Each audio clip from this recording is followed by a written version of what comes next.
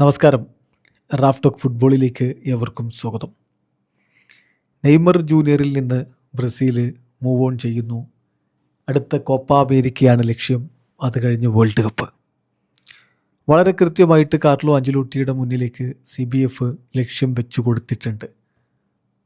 ഇപ്പോൾ കഴിഞ്ഞ വേൾഡ് കപ്പിന് ബ്രസീൽ ടീമിനെ ഒരുക്കാൻ വളരെ കുറഞ്ഞ സമയം മാത്രമാണ് അഞ്ചലോട്ടിക്ക് ലഭിച്ചത്. 2025 മെയ് അവസാനം, അതായത് ജൂൺ മാസത്തിൻ്റെ തുടക്കത്തിലാണ് അദ്ദേഹം ബ്രസീൽ ടീമിൻ്റെ കോച്ചായിട്ട് വരുന്നത്. വളരെ ശുഷ്കമായൊരു സമയം ആണ് അദ്ദേഹത്തിന് ലഭിച്ചത്. അതുകൊണ്ട് തന്നെ അദ്ദേഹം ഉദ്ദേശിക്കുന്ന തരത്തിലൊരു ടീമിനെ വാർത്തെടുക്കാൻ ആഞ്ചലോട്ടിക്ക് കഴിയാതെ പോയിട്ടുണ്ട് എന്നുള്ളതൊരു യാഥാർത്ഥ്യമാണ്. പിന്നെ കുറേ പരിക്കിൻ്റെ പ്രശ്നങ്ങൾ, എദർബിലിറ്റാവോ, റോഡ്രിഗോ, എസ്റ്റവായോ, വില്യൻ, വെസ്ലി, ഇങ്ങനെ വേൾഡ് കപ്പ് കളിക്കുമെന്ന് ഏതാണ്ട് ഉറപ്പിച്ച താരങ്ങളുടെ, ഫസ്റ്റ് ലെവലിൽ ഉണ്ടാകുമെന്ന് പറഞ്ഞ താരങ്ങളുടെ പരിക്ക് ശരിക്കും ടീമിനെ ബാധിക്കുകയും ചെയ്തിട്ടുണ്ട്. അപ്പം ഇനിയിപ്പോൾ 4 വർഷത്തൊരു കോൺട്രാക്റ്റ് ആഞ്ചലോട്ടിക്ക് കൊടുക്കുമ്പോൾ CBF വളരെ കൃത്യമായിട്ട് അദ്ദേഹത്തോട് പറഞ്ഞു, റിസൾട്ട് ഉണ്ടാവണം. റിസൾട്ട് ഇല്ലെങ്കിൽ ഇവിടെ തുടരാൻ പറ്റില്ല.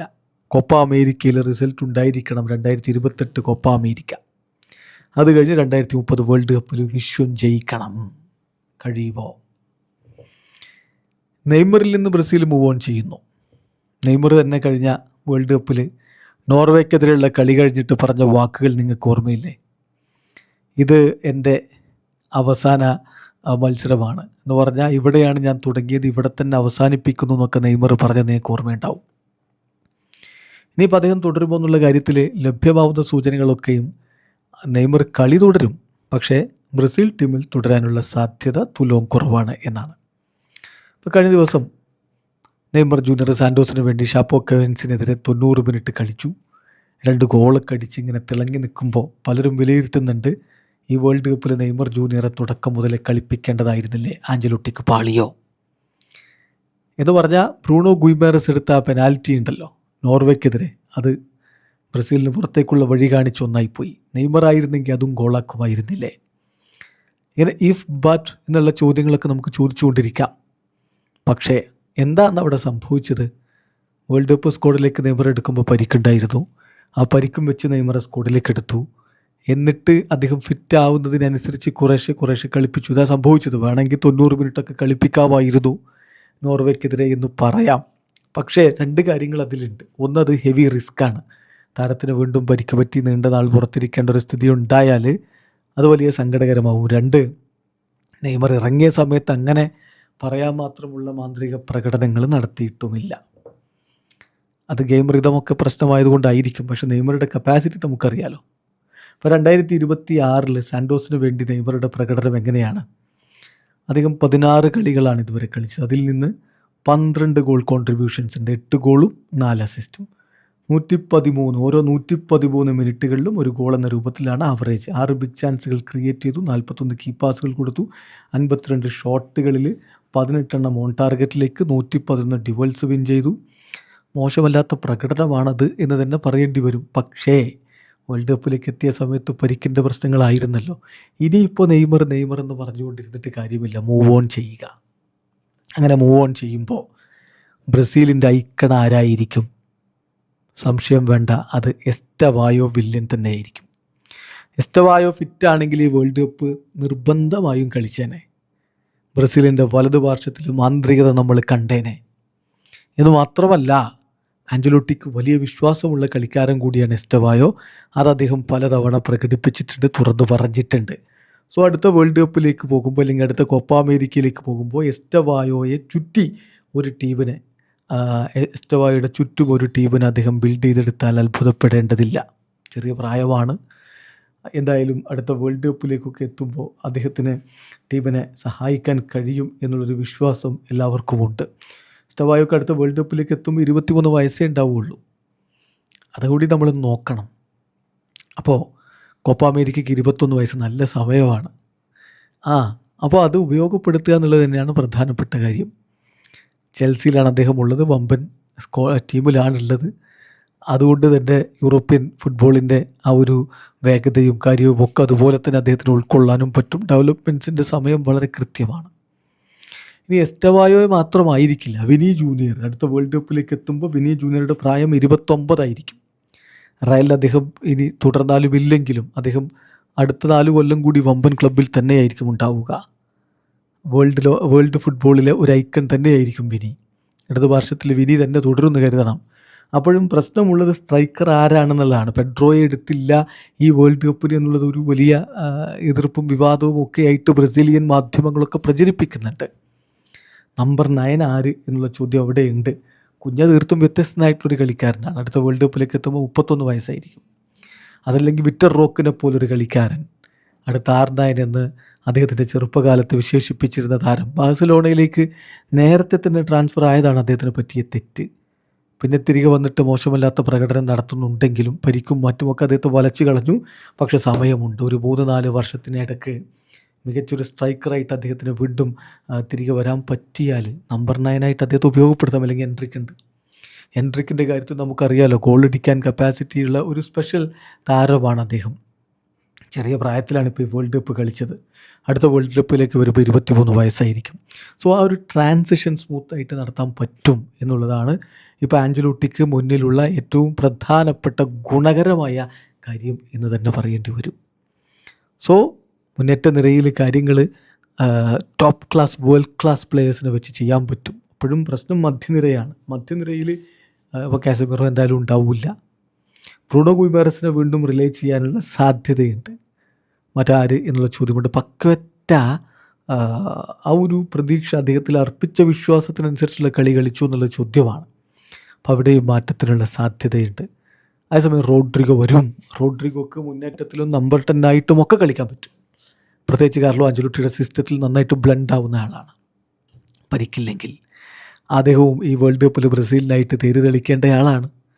സോ അദ്ദേഹം ഉണ്ടാവും അവിടെ.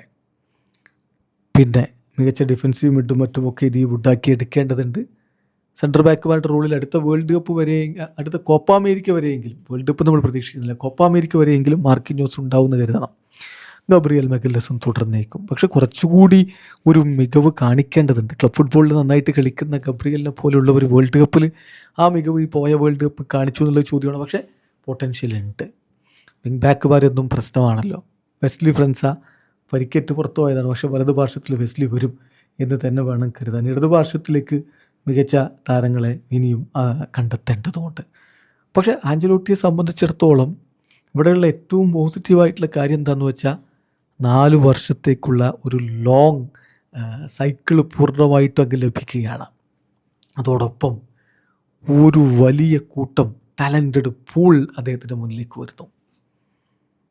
അത് ആഞ്ചലോട്ടി തന്നെ പറഞ്ഞിട്ടുള്ളൊരു കാര്യമാണ്. ബ്രസീൽ പോലൊരു രാജ്യത്ത് വലിയ രൂപത്തിലുള്ള പ്രതിഭകളുണ്ട്. ക്ലബിൽ ഒരു 23 അല്ലെങ്കിൽ 30 താരങ്ങളെ വെച്ചുകൊണ്ട് ഒരു ടീം ഉണ്ടാക്കുന്ന പോലെയല്ല. ഇവിടെ അത്രയധികം ആളുകളാണ്, ടാലൻറ്റഡ് പ്ലെയേഴ്സ്. അത് വെച്ചിട്ടാണ് ടീമിനെ ഉണ്ടാക്കേണ്ടത്. ആ ഒരു പൂള് അത് വേണ്ട വിധത്തിൽ ഉപയോഗപ്പെടുത്തുക. അപ്പോൾ നമ്മളൊരു എക്സാമ്പിളുമായിട്ട് പറഞ്ഞാൽ 2030 വേൾഡ് കപ്പിലേക്ക് ബ്രസീലിന് പരിഗണിക്കാവുന്ന താരങ്ങളുടെ ഒരു ലിസ്റ്റ് നോക്കിയാൽ, എൻട്രിക്ക്, അദ്ദേഹത്തിന് വേൾഡ് കപ്പ് എത്തുമ്പോൾ 23 വയസ്സേ ഉണ്ടാവുള്ളൂ. വിനി ജൂനിയർ അടുത്ത വേൾഡ് കപ്പിന് 29 വയസ്സേ ഉണ്ടാവുള്ളൂ. എസ്റ്റവായോ അടുത്ത വേൾഡ് കപ്പിന് 23 വയസ്സേ ഉണ്ടാവുള്ളൂ. ബ്രൂണോ ഗുയിമാരസ് അടുത്ത വേൾഡ് കപ്പിന് 32 വയസ്സേ ഉണ്ടാവുള്ളൂ. ആൻഡ്രി സാൻറ്റോസ് അടുത്ത വേൾഡ് കപ്പിന് 26 വയസ്സേ ഉണ്ടാവുള്ളൂ. ലൂക്കാസ് ബെറാൽഡോ അടുത്ത വേൾഡ് കപ്പിന് 26 വയസ്സേ ഉണ്ടാവുള്ളൂ. കൈക്കി ബ്രൂണോ, അദ്ദേഹത്തെ LB ബൊസൽ ഉപയോഗപ്പെടുത്താം, അദ്ദേഹത്തിന് അടുത്ത വേൾഡ് കപ്പിന് 27 വയസ്സേ ഉണ്ടാവുള്ളൂ. ഗബ്രിയൽ മെഗല്ലസ്, മുറിയില്ലോ, എദർ ബെലീറ്റാവോ, പിന്നെ ലൂയിസ് ജൂനിയർ ഗോൾ കീപ്പറായിട്ട്. പുതിയ ഗോൾ കീപ്പർമാരൊക്കെ കണ്ടെത്തേണ്ടതുണ്ട്. ഈ വേൾഡ് കപ്പിന് പോയ പോലെയല്ല. അലിസൺ ആണെങ്കിലും എഡേഴ്സൺ ആണെങ്കിലും വെവേർട്ടിനാണെങ്കിലും ഒന്നും അടുത്ത വേൾഡ് കപ്പിന് ഉണ്ടാവും നമ്മൾ കരുതുന്നില്ല. സോ മാറ്റങ്ങൾ അവിടെ പ്രതീക്ഷിക്കുന്നു. പിന്നെ മാത്യൂസ് കുഞ്ഞ 31 വയസ്സേ അടുത്ത വേൾഡ് കപ്പിന് ഉണ്ടാവും. റോഡ്രിഗോ 29 വയസ്സേ അടുത്ത വേൾഡ് കപ്പിന് ഉണ്ടാവുള്ളൂ. റയാൻ വേൾഡ് കപ്പിൽ മോശമില്ലാതെ കളിച്ചു, 23 വയസ്സേ അടുത്ത വേൾഡ് കപ്പിന് ഉണ്ടാവുള്ളൂ. പിന്നെ ബ്രനോ ബീരൻ 25 വയസ്സായിരിക്കും അടുത്ത വേൾഡ് കപ്പിന് ഉണ്ടാവുക. എഡേഴ്സൺ, അദ്ദേഹത്തിൻ്റെ യുണൈറ്റഡിലേക്കുള്ള ട്രാൻസ്ഫർ നടന്നില്ലെങ്കിലും യൂറോപ്പിൽ തന്നെ അദ്ദേഹം കളി തുടരും. അടുത്ത വേൾഡ് കപ്പിന് 30 വയസ്സേ ഉണ്ടാവുള്ളൂ. ജൂബ 30 വയസ്സാണ് ഉണ്ടാവുക. LW ആയിട്ടും അതുപോലെ തന്നെ LB ആയിട്ടും അദ്ദേഹത്തിന് കളിക്കാൻ പറ്റും. ബ്രബർ അടുത്ത വേൾഡ് കപ്പിലേക്ക് എത്തുമോ എന്നറിയില്ല, പക്ഷേ കോപ്പ അമേരിക്കക്കൊക്കെ എന്തായാലും അദ്ദേഹത്തെ ഉപയോഗപ്പെടുത്താൻ പറ്റും. വിക്ടർ റീസ് 24 വയസ്സേ അടുത്ത വേൾഡ് കപ്പിന് ഉണ്ടാവുള്ളൂ. ജാവോ പെഡ്രോ ഈ വേൾഡ് കപ്പിന് ബ്രസീൽ ഡ്രോപ്പ് ചെയ്ത ഒരു സൂപ്പർ താരം അദ്ദേഹമായിരുന്നു. സ്ട്രൈക്കറായിട്ട് അദ്ദേഹത്തെ ഉപയോഗപ്പെടുത്താൻ വേണമെങ്കിൽ ചെൽസിയിൽ അദ്ദേഹം ഗോളടിച്ച് കൂട്ടുന്നുണ്ടല്ലോ. സോ 28 വയസ്സാണ് അടുത്ത വേൾഡ് കപ്പിന് ഉണ്ടാവുക. ഇഗോർ തിയാഗോ 29 വയസ്സേ അടുത്ത വേൾഡ് കപ്പിന് ഉണ്ടാവുള്ളൂ. ഗബ്രിയൽ മാർട്ടിനെല്ലി 29 വയസ്സേ അടുത്ത വേൾഡ് കപ്പിന് ഉണ്ടാവുള്ളൂ. ഗബ്രിയൽ മൊസ്കാഡോ DM ആയിട്ടും ഒക്കെ കളിക്കാൻ കപ്പാസിറ്റി ഉള്ള താരം, PSG കളിക്കാരൻ. ജാവോ ഗോമസ് CM ആയിട്ടും DM ആയിട്ടും കളിക്കാം. വോൾസിൻ്റെ താരം 29 വയസ്സേ അടുത്ത വേൾഡ് കപ്പിന് ഉണ്ടാവുള്ളൂ. ലൂയിസ് എൻട്രീക്കെ വലതുപാർശ്വത്തിൽ എസ്റ്റവായ്ക്ക് ഒരു ബാക്കപ്പായിട്ടൊക്കെ ഉപയോഗപ്പെടുത്താം. അലക്സാൻഡ്രോ റിബൈറോ വേണമെങ്കിൽ സെൻട്രൽ ബാക്കായിട്ട് കളിപ്പിക്കാവുന്ന താരം, LB ആയിട്ടും കളിപ്പിക്കാം. കായോ എൻട്രീക്കെ LB ആയിട്ട്. മാർക്കിനോസിൻ്റെ കാര്യം നമ്മൾ ഓൾറെഡി പറഞ്ഞു. വെസ്ലിയുടെ കാര്യം നമ്മൾ പറഞ്ഞു. ഇഗോർ ഹീസസ് അടുത്ത വേൾഡ് കപ്പിന് എത്തുമ്പോൾ 29 വയസ്സേ ഉണ്ടാവുകയുള്ളൂ. എഡ്വാർഡോ കൺസിസാവോ 22 വയസ്സായിരിക്കും പാൽമറാസിൻ്റെ താരത്തിന്. ഗബ്രിയൽ സറ, ആൻഡ്രേ, ലൂക്കാസ് പക്വേറ്റയുടെ കാര്യം അദ്ദേഹം ഇത് പോരാ, ഒന്നുകൂടി കൺസിസ്റ്റൻസി കാണിക്കേണ്ടതുണ്ട്. കാർലോസ് അഗസ്റ്റോ വേണമെങ്കിൽ LB ആയിട്ടും CB ആയിട്ടും കളിപ്പിക്കാം. ഇന്ററിൻ്റെ താരം 31 വയസ്സാണുള്ളത്. റോജർ ഇബാനസ് അടുത്ത വേൾഡ് കപ്പിന് എത്തുമ്പോൾ 31 വയസ്സായിരിക്കും. ഗൂഗ അടുത്ത വേൾഡ് കപ്പിന് 31 വയസ്സായിരിക്കും. ഹ്യൂഗോ സൗസ പെനാൽറ്റി ഗോൾ ഒക്കെ സ്റ്റോപ്പിംഗ് സ്പെഷ്യലിസ്റ്റാണ് അദ്ദേഹം. 31 വയസ്സാണ് അടുത്ത വേൾഡ് കപ്പിനുണ്ടാവും. ബെൻഡോ അൽ നസറിൻ്റെ ഗോളി ഈ വേൾഡ് കപ്പ് സ്ക്വാഡിൽ ഉണ്ടാവുമെന്ന് പലരും കരുതിയതാണ്. അടുത്ത വേൾഡ് കപ്പിന് പരിഗണിക്കാം. 31 വയസ്സേ ഉണ്ടാവുള്ളൂ. പീറ്റർ റോക്കിൻ്റെ കാര്യം നമ്മൾ പറഞ്ഞു. അടുത്ത വേൾഡ് കപ്പിന് അദ്ദേഹത്തിന് 25 വയസ്സേ ഉണ്ടാവുള്ളൂ. ഡേവിഡ് നെറസ് അടുത്ത വേൾഡ് കപ്പിന് 33 വയസ്സേ ഉണ്ടാവുള്ളൂ. സാവിഞ്ഞോ അടുത്ത വേൾഡ് കപ്പിന് 26 വയസ്സേ ഉണ്ടാവുള്ളൂ. ആൻ്റണി മികച്ച പ്രകടനം നടത്തി, പക്ഷേ വേൾഡ് കപ്പ് സ്ക്വാഡിലേക്ക് എടുത്തില്ല. വരുന്ന വേൾഡ് കപ്പിന് വേണമെങ്കിൽ പരിഗണിക്കാം. 30 വയസ്സേ ഉണ്ടാവുള്ളൂ. വിക്ടർ അടുത്ത വേൾഡ് കപ്പിന് 26 വയസ്സേ ഉണ്ടാവുള്ളൂ. ചുരുക്കി പറഞ്ഞാൽ ഇനി ഇത് കൂടാതെ എത്ര പേരെടുത്ത 4 വർഷത്തിനിടയ്ക്ക് ബ്രസീലിയൻ ഫുട്ബോളിൽ ഉദിച്ചു ഉയരും. അത് ബ്രസീലാണ്. പ്രതിഭകളുടെ അക്ഷയപാത്രമാണ്. അനവധി താരങ്ങൾ വരും. അപ്പോൾ ആഞ്ചലോട്ടിയെ സംബന്ധിച്ചിടത്തോളം ചെയ്യേണ്ടത് ഈ താരങ്ങളെ കൃത്യമായി വ്യക്തമായി അദ്ദേഹം ട്രാക്ക് ചെയ്യുക. അത് അദ്ദേഹം ചെയ്യുന്നുണ്ട്. അതനുസരിച്ച് തൻ്റെ ഫിലോസഫി കൂടി ഉൾപ്പെടുത്തിയിട്ട് ആ ടീമിനെ വാർത്തെടുക്കുക. ക്ലബ് ഫുട്ബോളല്ല ഇത്. വളരെ കുറഞ്ഞ നാളുകൾ മാത്രമാണ് ഒരു വർഷത്തിൽ ദേശീയ ടീമിൻ്റെ കോച്ചിനോടൊപ്പം താരങ്ങൾക്ക് നിൽക്കാൻ പറ്റുന്നത്. അപ്പോൾ ലോഞ്ചിവിറ്റി ഉണ്ടാകുമ്പോൾ ആ കോച്ചിൻ്റെ കാര്യങ്ങളോട് ടീമിനങ്ങ് താതാത്മ്യം പ്രാപിക്കാൻ പറ്റിയാൽ റിസൾട്ട് താനെ വരും. കാരണം അതിന് കപ്പാസിറ്റി ഉള്ള ആളാണ് കോച്ച് കാർലോ ആഞ്ചലോട്ടി. അപ്പോൾ അത് തന്നെയാണ് അദ്ദേഹം ഈ ഒരു 4 വർഷത്തെ മുഴുനീള വേൾഡ് കപ്പ് സൈക്കിളിൽ ടീമിൻ്റെ കോച്ചായിട്ട് വരുമ്പോൾ ചെയ്യാൻ പോകുന്നത്. ഒരു ഉടച്ചു വാർക്കൽ തീർച്ചയായിട്ടും നമ്മൾ പ്രതീക്ഷിക്കണം. അതിനുള്ള ആദ്യ കാൽവെപ്പ് വരും നാളുകളിൽ നമ്മൾ കാണും. എന്ന് പറഞ്ഞാൽ സെപ്റ്റംബർ ഒക്ടോബർ ഒരു സൂപ്പർ ഫിഫ ബ്രേക്കാണ് വരാൻ പോകുന്നത്.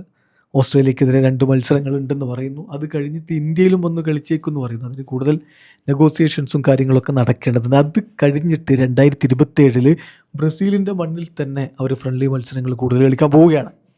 അത് ബ്രസീലിൻ്റെ വ്യത്യസ്ത സിറ്റികളിൽ, അതായത് ആ ഒരു ബോണ്ട് റീബിൽഡ് ചെയ്തെടുക്കണം താരങ്ങളും ബ്രസീലിയൻ പബ്ലിക്കും തമ്മിലുള്ളത്. അത് ഇമ്പോർട്ടൻ്റ് ആണെന്ന് ആഞ്ചലോട്ടി മനസ്സിലാക്കുകയും ചെയ്യുന്നു. അപ്പോൾ അത് അദ്ദേഹം കൃത്യമായിട്ട് പ്ലാൻഡാണ്. 2027 മധ്യത്തോടു കൂടിയായിരിക്കും ഇനിയിപ്പോൾ അടുത്ത ഫിഫ വേൾഡ് കപ്പിൻ്റെ ലാറ്റിൻ അമേരിക്കൻ ക്വാളിഫയർ നടക്കുക. ഓൾറെഡി പരാഗ്വേ, ഉറുഗ്വേ, അതുപോലെ തന്നെ അർജൻറ്റീനയൊക്കെ ക്വാളിഫൈ ചെയ്തതുകൊണ്ട് 3 സ്പോട്ടായിരിക്കും ഉണ്ടാവുക. കടുത്ത പോരാട്ടം നടത്തണം. അങ്ങനെ മുന്നോട്ട് പോവുകയാണെങ്കിൽ 2028 കോപ്പ അമേരിക്ക റിസൾട്ട് ഉണ്ടാക്കാവുന്നതേ ഉള്ളൂ. അതിനുള്ള പ്രതിഭാ സംഘമുണ്ട്. ആഞ്ചലോട്ടിക്ക് കൃത്യമായ പ്ലാനുണ്ട്. അദ്ദേഹം അത് ഉപയോഗപ്പെടുത്താൻ പോകുന്നു. റിസൾട്ട് വരും എന്ന പ്രതീക്ഷയിൽ ആരാധകരും കാത്തിരിപ്പാണ്. അത് കഴിഞ്ഞാൽ കോപ്പ അമേരിക്ക കഴിഞ്ഞാൽ പിന്നെ വിശ്വം ജയിക്കണം. അതിനുള്ള കരുത്തിലേക്ക് ബ്രസീൽ ടീമിനെ മാറ്റണം. അതിന് കഴിയും ആഞ്ചലോട്ടിക്ക് എന്ന് തന്നെ കരുതാം. വീഡിയോ അവസാനിക്കുന്നു. ഫുട്ബോൾ ലോകത്തെ കൂടുതൽ വിശേഷങ്ങളുമായി റഫ് ടോക്സ് എത്താം.